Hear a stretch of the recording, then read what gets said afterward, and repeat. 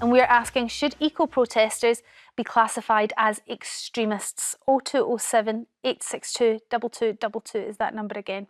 The government has been advised to widen the definition of extremism to include environmental activists, as well as people with far left beliefs, conspiracy theories, and men who are prejudiced against women.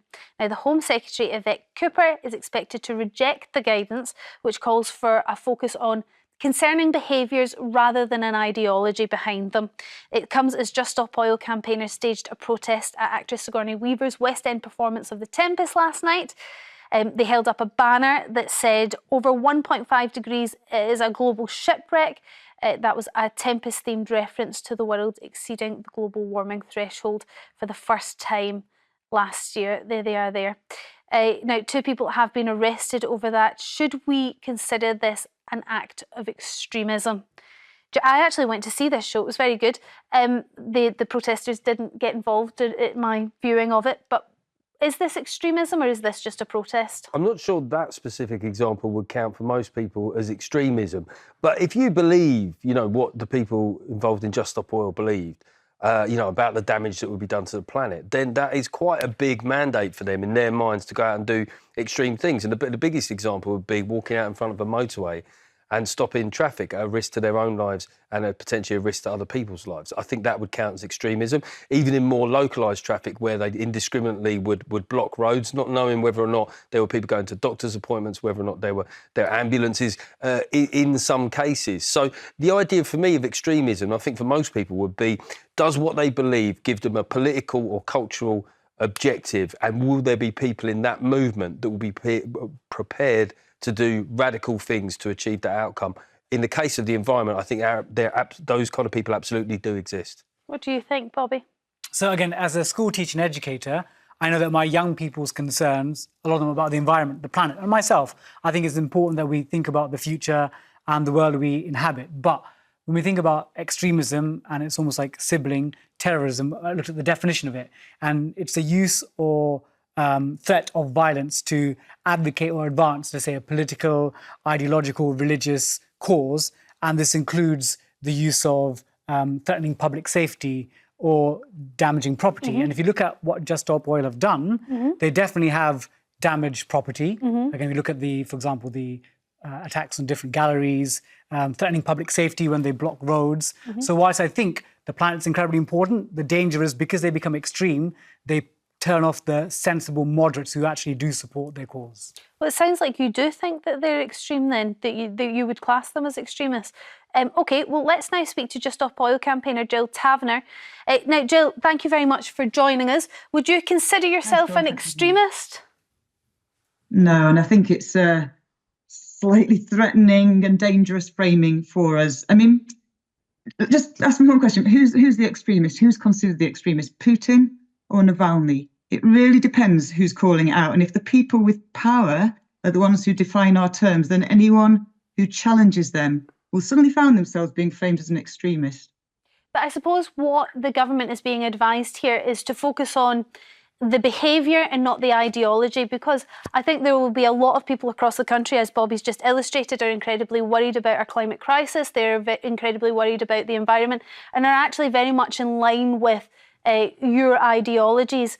But when we look at the behaviours and we look at the damaging of property and we look at the blocking of roads and potentially stopping people from getting to hospital, which would be harming the public, that then is classed as an act of violence, which is classed as terrorism, which would be extreme, would it not?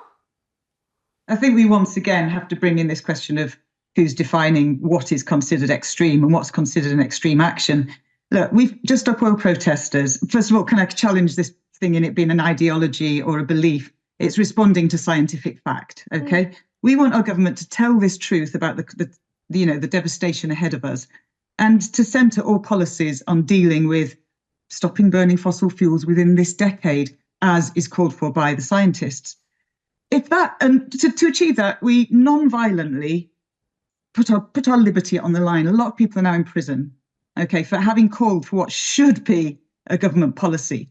Now, is that extreme? Or take the other stance. The oil companies want to keep making obscene profits, no matter how many are killed or displaced, how many people are, homes are flooded, how much land, agricultural land is destroyed, no matter how many people die. Now, please tell me, which of those is more destructive and which is more extreme? But can I just ask, hi Jill, can I just ask a question? Obviously, you are within the Just Stop Oil movement, so you'll know more about the personalities within that. Could you honestly tell me that you haven't met people in that movement who you find concerning in terms of how radical their plans are to disrupt public life?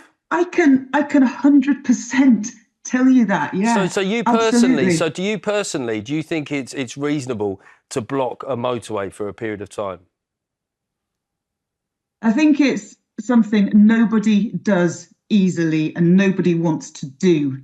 But we don't know how else to try to get the message across that this government needs to act. But the point I'm making is... And no one wants to do it. And can I just say, you're picking on probably one of our disruptive things, but we've always got a blue light policy. We do everything we can. We don't go out to cause harm. Whereas actually this burning of fossil fuel, the complete destruction, completely not caring about the fact our food systems are at risk. Really, it's severely at risk. And that will lead to societal collapse, and nobody's going to be getting to hospital when that happens, and nobody's going to be moving along the roads. Jill, you yourself... Please, frame this properly. But Jill, you yourself mentioned subjectivity, and, I'm a very sort of rank and file ordinary person, and I think that most people would see the closure of motorways as an extreme act. So that's not to say that every single person in your movement is an extremist, just that it might have a faction that is. No, it doesn't have a faction that is. Let me tell you about one of my friends in prison who was on the phone to me last night. This will take me about 1 minute. And he said, do we need to stop? Why don't we just join everyone else who's just partying on till we can't party anymore? And he said, why don't you just go somewhere and grow veg? And then he reflected and he said, I don't want to live in a world where I have to defend my veg patch against hungry people. That's the kind of person you're finding Just Stop Oil. He's been in prison now for 6 months on remand without trial, okay? Whereas the neoliberal dogma, the people who rule us, it's dog eat dog. The thing that's accepted as not extreme is the belief that as long as I'm all right, tough to everyone else. This belief that it's just appalling. And really, we need a government that Starmer has said his priority is to protect people. Okay, he said that in response to this report. And I'm not convinced, because if that was his priority, he would be stopping oil and gas right now, doing everything he can. He'd be telling the truth about it. He would not be going on about growth, expanding our airports, and just continuing on what the UN has called the highway to hell with a foot on the accelerator. And that's what's happening. So what do we do to call it out? I wonder, just listening to Jill, and it comes up time and time again when we talk about Just Stop Oil protesters and similar eco-activists. If the suffragettes were alive today and we were going through those protests now, would we be considering them in the same vein? Because they took some extreme action, some arguably far more extreme action than we have seen Just Stop Oil take. So is this a fair definition of extremism, and is it fair to put eco-protesters in with the likes of misogynists or some of the other people that they want to add to the extreme group? Yeah, so obviously they'd be strange bedfellows to put eco-warriors with misogynists. And again, when you talk about the suffragettes, I can imagine if this show was on 100 years ago, we'd have this debate, and I might say, oh, the suffragettes have good aims, but, jumping in front of a horse is the right thing. And history has shown actually what they were doing is the right thing. And I think with the eco-warriors, everyone agrees the planet is important, but we need to make sure we get everyone on board by doing, again, the extreme actions like lining up on a motorway that turns off the moderates and the sensibles that you want support from. So, Jill, I want to ask in terms do you not think that some of your actions alienate the very people that you want to support your cause? Once again, we don't have a cause. We want people to respond to facts. And if we hadn't got people doing what we do, who would be telling the facts? Who would be on this programme now? I'm here because people have done what they've done. Okay, so is it proportionate? Of course, it's horrible to block a road. I've done it and it's frightening. Okay, it's awful. And yet the devastation that's ahead has to be called out. We have to know about it. And if we hadn't blocked the roads, who would be saying this stuff? Really? Who would be saying it? I suppose some people might consider this a view, but is it your view that the ends justifies the means? If you can come on this show and talk about the facts and talk about the scientific realities of us continuing the way we're continuing, is the only way you can do that is by blocking roads, risking people not getting to hospital, damaging people's property, then that's okay. Is that what you're saying? Oh, ignoring the fires we've just seen in LA and the floods that we're seeing devastating Somerset today. You know, it's not easy, and no answers are easy, but we have to draw attention to people aren't getting to hospitals in places where the roads are flooded. So why aren't you asking, why are we carrying on with growth? Why are we carrying on with perpetuating that situation? We shouldn't. In a normal world, of course, blocking a motorway would be outrageous and obscene, but we don't live in normal times, and carrying on as normal is no longer an option. Well, so if anyone agrees with us that and wants to challenge the extremism of the whole of carrying on as we are, no matter who dies, go to juststopoil.org and find out the kind of people we really are. Just say and join us in April. Last thing is, some of what is termed extremism is a comparison against the norm. And I just think there will be people that will be surprised when you say you don't have a cause. I mean, the cause itself is called Just Stop Oil, which itself, if we did just stop oil, that in itself would be quite an extreme action. You might think it's the right thing to do, and it might well be, but it is quite extreme. There isn't it, I might think, and it might well be. It is. The science says it is. 15 years ago, I worked with the man who founded the IPCC, and he said, Jill, we've got 15 years before the tipping points are tipped. And we all know that climate collapse is happening around us. And we know to some degree now it's unstoppable. We have to do everything we can to limit that damage. And if you think that is true and you want to call out about the extremist view that doesn't matter and that we can carry on as normal, join us in Parliament Square in April.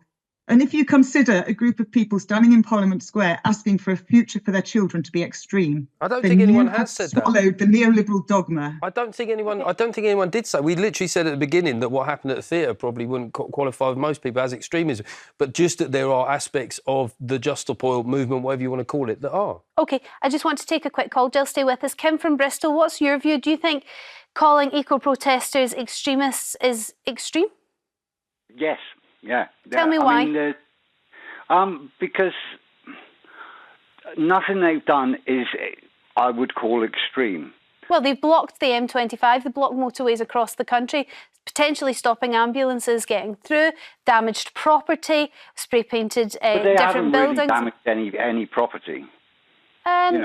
There's been petrol stations that have been, I don't know whether it was Just Stop Oil actually on that one, but there's definitely been damage to petrol stations. There was also this, I know that that's behind a glass screen and the painting itself was protected, but you're still damaging property.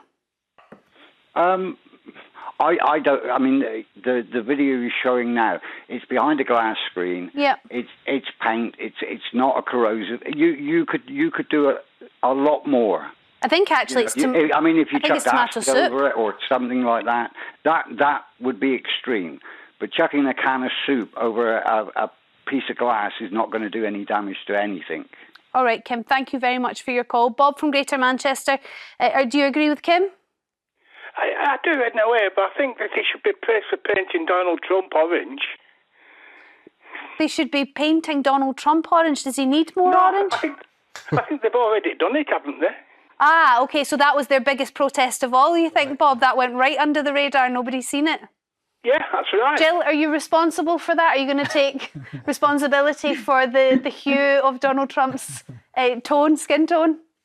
No, really, but I appreciate the outward view of his support for us, even if it's not real. Bob, what makes you think that these sorts of protests aren't extreme? How are you going to separate them from perhaps other more extreme protests? Well, I think the reason they're doing it is honourable. Okay. But the way they're doing it is not correct. What would you like them to do? Back to the MP. Vote Green more often. Get people to vote. Yeah, Bob, the problem is, if they just contacted their MP, I wouldn't really be talking about it, would you? Yes. Because if the MP is the person who can make the difference, nobody else can. Well, and they could bring it up in Parliament, you're absolutely right, and then we might be talking about it on the show. What would you say to that, Jill, then? You just contact your MP and then everybody would be on side and we'd all be going forth and oil production would be stopped?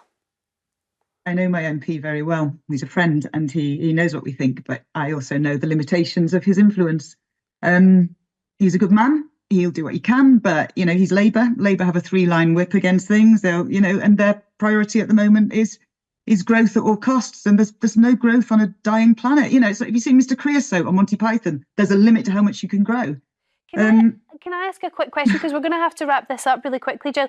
But if this was to go ahead, and it doesn't look like it will because Yvette Cooper is expected to reject this, but if it was to go ahead and you were in the future considered extreme and almost terrorists, do you think it would stop as many of these protests going forward, or do you think that they would still go ahead?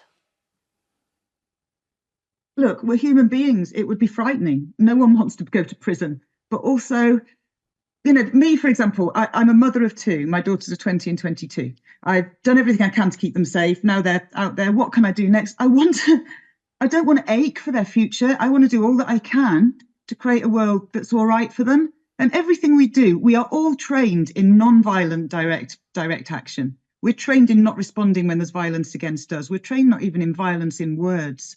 So, yeah, because people are brave and they're more courageous than these lily-livered people bowing to neoliberalism. Yeah, it will continue and it will be horrible and it will be frightening.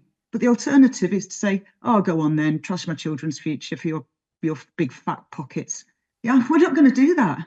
All right. So I'm really glad that the government isn't going for this, because I suspect that the previous government, which was more neoliberally minded, would have gone for it. And again, if you want to join us against this extreme position, come to Parliament Square in April and look at our website, please. OK, Jill Taverner, thank you very much for joining us. Thanks for your time. Thank you for all your calls as well. Don't forget, later should everyone...